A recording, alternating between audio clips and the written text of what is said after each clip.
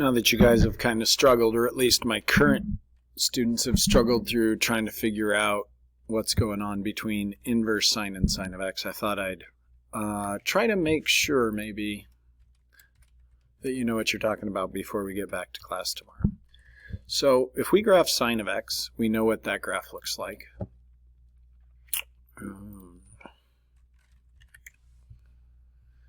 Here we go, and then I'm going to call this other one g of x is, I think we do arc sine in here.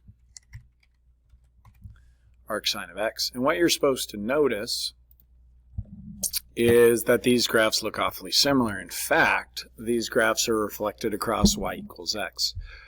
But, let's see. Well, we don't see the arc sine graph going back and forth, up and down to infinity. We only see, this one little curve. And the reason for that is arc sine is supposed to be a function. And so the question that I think a lot of students struggled with is this restricted domain. And so, well, you can clearly see, or you should already know, the range of sine is -1 to 1, so that's the domain of arc sine. And I'm just going to type in, let's see, -1 and then g of -1 is going to highlight a point down here, and that's the point -1, pi halves.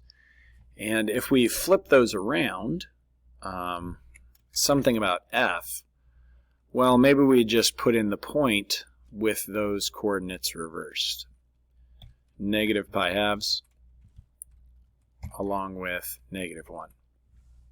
And what you should see is, well, that's actually the same point transformed on, maybe transformed is not the right word, but pi halves, -1 is on sine, and -1, pi halves is on the graph of inverse sine.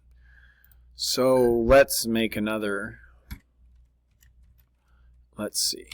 The range of sine is -1 to 1, so the domain of inverse sine has its highest input, whatever, at 1. So we're going to graph the ordered pair 1g of 1. And we see 1g of 1 is up there at the end. Okay, it looks like we nailed that. Cool. And what's going on? Probably should have removed these first, whatever. And so if we put that point in here, pi halves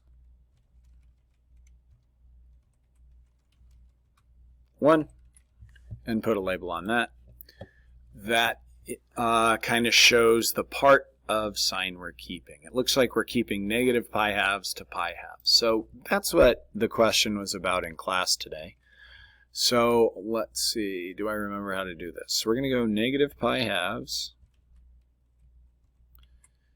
is less than x. Really it should be less than or equal to, but we'll get the visual we want, is less than pi halves.